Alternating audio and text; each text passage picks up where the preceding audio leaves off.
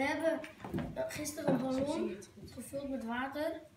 Gisteren? Nee, zo vrijdag. Ja, vrijdag. En hebben we hem in de vriezer gedaan.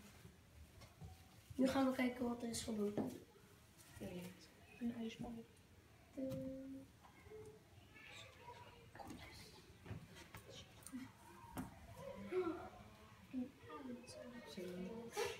Dan kan je oplikken.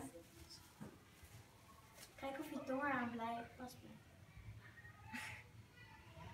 Vind die gewoon lekker. Ken die ook niet? Het blijft. Ik heb er eentje met chirurg. Daar zit wat in. Oh, koud. Probeer eens te breken. Daar zo in de wasbak. Drie. Nee, daarvoor is het gewoon. Hier kan je hem ook breken. Daarvoor is die.